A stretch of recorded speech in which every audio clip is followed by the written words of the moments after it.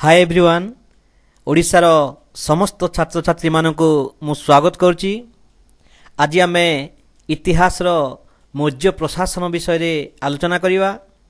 मु बहिरु किछि important topic एवं इम्पोर्टेंट पॉइंट किछि नै आछि जोटा को आम जदि समस्त पॉइंट जदि एकाठी करिवा लॉन्ग क्वेश्चन हबो एवं प्रति पॉइंट को आम जदि क्वेश्चन मार्क करिवा सेटा को शॉर्ट क्वेश्चन हिसाब रे आम पढ़ी परिबा।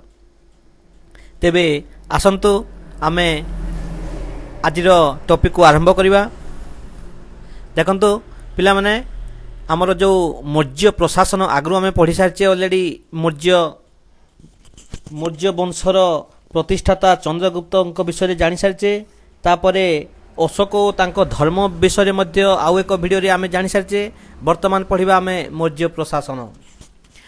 देखंतु एथिरे कोन लिखा है मौर्य वंश एक अत्यंत व्यापक और प्रशासनिक व्यवस्था संगठित करथिले। मौर्य वंश जेतेबेले ख्रीष्टपूर्व 321 रे जेतेबेले मौर्य वंश प्रतिष्ठा होइतिला सही समय रे मौर्य वंश एक तार प्रशासनिक व्यवस्था संगठित करथिला। सही प्रशासनिक व्यवस्था को आमे मेघास्थनीस्क विवरणी, कौटिल्यक अर्थशास्त्र एवं अशोक अनुशासन मौर्य प्रशासन संबंध में आमको संग्रह करथिले। तेबे आसंतु सेकेंड क्वेश्चन आम केंद्रीय प्रशासन विषय आम जानिबा। मौर्य साम्राज्यर राजा थिले प्रशासन संरचनार केंद्रबिंदु। देखंतु एठी मौर्य जो साम्राज्य गठन करथिले बा राज्य गठन करथिले सेथिरे राजा होतले प्रशासनिक संरचनार केंद्रबिंदु। राजा होतले सबुठारु बड़ एवं राजांक बिना परामर्श रे कोनोसी भी कार्य संपादन हो नथिला एवं राजांक सांगरे काम करथिले प्रशासनर समस्त मंत्री एवं सैन्य एवं तांकर समस्त प्रशासनिक पदवी रे थिबा लोक माने। तेबे प्रशासन तांकर क्षमता थिला सर्वशक्तिशाली। से जहा कहूले समस्ते मानिबाकू बाध्य। एमिति प्रकारे मौर्य प्रशासनर राजा थिले सबुठारु सर्वशक्तिमान। एवं देखंतु मंत्री मानक सहित राजा परामर्श करुथिले किंतु अंतिम निष्पत्ति सर्वदा राजांक उपरे निर्भरशील थिला। एथिरे स्पष्ट भाव लिखा है मंत्री मानक सहित राजा परामर्श करथिले। ता माने मंत्री मानकू राजा किछि कहूथिले बा तांकटरो किछि परामर्श मागुथिले किंतु राजांक बिना परमिशन बा बिना निष्पत्ति रे केबे भी केही कोनोसी निष्पत्ति एक मुखिया केही नै पार नथिले। ता माने राजांक उपरे समस्त निष्पत्ति निर्भरशील थिला। देखंतु फ्रेंड्स एथिर 3 नंबर पॉइंट रे कोन लिखा है केंद्रीय प्रशासन दुईटी महत्वपूर्ण अधिकारी थिले कोषाध्यक्ष और समहर्ता। हमर जो प्रशासन केंद्रीय प्रशासन थिला सेठी दुईटी महत्वपूर्ण अधिकारी थिले। दुईटी महत्वपूर्ण अधिकारी थिले गोटे होची कोषाध्यक्ष एवं गोटे होची समहर्ता। कोषाध्यक्ष जने पदवी थिले एवं समहर्ता बोली जने पदवी थिले एवं सेमाने मौर्य प्रशासनर अन्यतम महत्वपूर्ण अधिकारी थिले अध्यक्ष। आउ जने अधिकारी थिले तांकर अध्यक्ष बोली मौर्य प्रशासन अन्यतम महत्वपूर्ण अधिकारी महत्वपूर्ण सबुठारु महत्वपूर्ण अधिकारी थिले अध्यक्ष बोली। विभिन्न विभाग रे दायित्व रे 32 जन अध्यक्ष रहिथबार उल्लेख मिले एवं सबु विभाग रे 32 जन अध्यक्ष मिसी हमर केंद्रीय प्रशासन रे मौर्य वंशर प्रशासन रे काम करुथिले। एवं देखिबा तापरे कोन रहिछि फ्रेंड्स आमे जो नोट्स गुडा को देइचु आपण माने निश्चिंत भाव रे खाता रे नोट डाउन करी लिखि दियंतु आपण को पढ़िबा पय सुविधा हबो।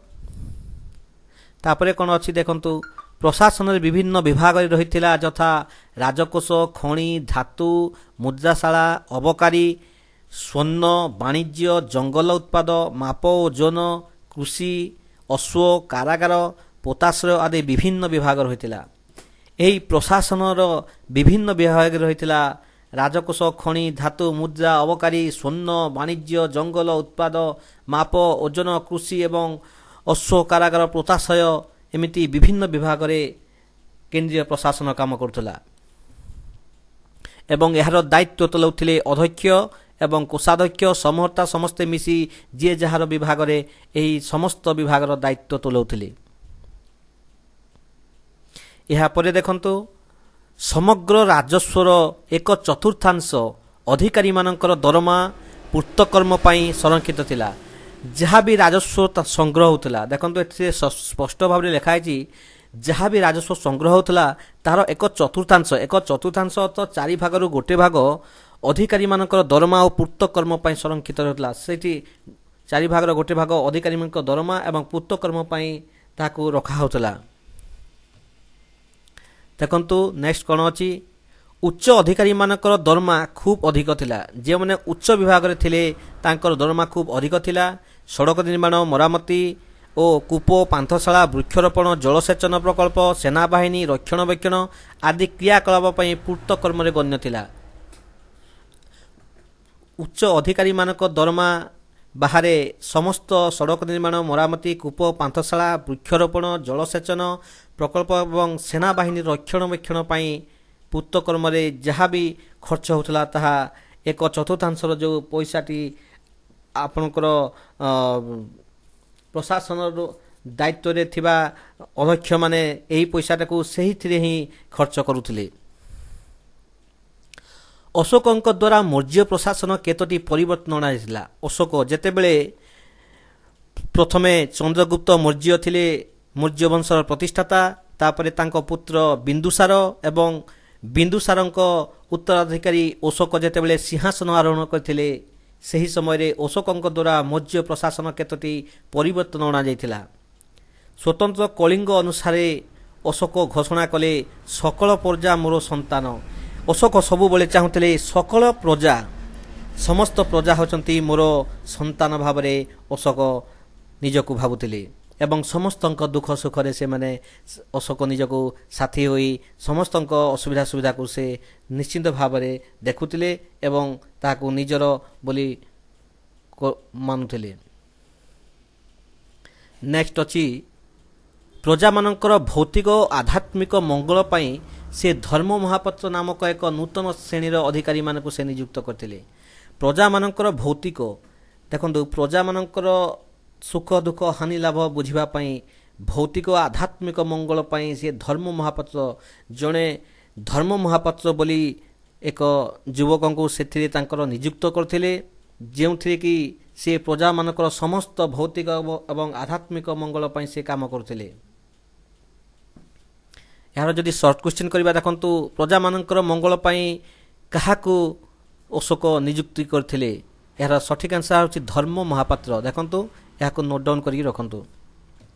ଅଶୋକଙ୍କ ଅଭିଲେଖରୁ ଜଣାଯାଏ ଯେ ମୌର୍ଯ୍ୟ ସାମ୍ରାଜ୍ୟରେ 5ଟି ପ୍ରମୁଖ ରାଜନୈତିକ କେନ୍ଦ୍ର ଥିଲା, ଯଥା ପାଟଳିପୁତ୍ର, ତକ୍ଷଶିଳା, ଉଜ୍ଜୟିନୀ, ତୋଷାଳୀ, ସୁବର୍ଣ୍ଣଗିରି। ଏହା କେଉଁଥିରେ ଲେଖା ହେଇଥିଲା? ଅଶୋକଙ୍କ ଅଭିଲେଖାରୁ ଯେଉଁ ବର୍ତ୍ତମାନ ଯେଉଁ ତାଙ୍କର ଅଭିଲେଖ ଗୁଡ଼ାକ ବର୍ତ୍ତମାନ ଖୋଦିତ ହୋଇ ବାହାରୁଛି, ସେହି ଅଭିଲେଖରୁ ମୌର୍ଯ୍ୟ ସାମ୍ରାଜ୍ୟର 5ଟି ପ୍ରମୁଖ ରାଜନୈତିକ କେନ୍ଦ୍ର ଥିଲା ବୋଲି ଜଣାଯାଏ, ଯଥା ପାଟଳିପୁତ୍ର, ତକ୍ଷଶିଳା, ଉଜ୍ଜୟିନୀ, ତୋଷାଳୀ ଏବଂ ସୁବର୍ଣ୍ଣଗିରି। ଏହା ହେଉଛି ବଡ଼ ବଡ଼ ରାଜଧାନୀ ମାନେ ଥିଲା, ଯେଉଁଥିରେ କି ତାଙ୍କର ମୌର୍ଯ୍ୟ ସାମ୍ରାଜ୍ୟର 5ଟି ରାଜନୈତିକ କେନ୍ଦ୍ର ଥିଲା ବୋଲି ଜଣାଯାଏ। ତାପରେ ଦେଖନ୍ତୁ ପ୍ରତିଟି କେନ୍ଦ୍ରରେ ସାଧାରଣତଃ ରାଜପରିବାର ସଦସ୍ୟ ଥିବା ଜଣେ ରାଜ୍ୟପାଳଙ୍କ ଅଧୀନରେ ଥିଲା।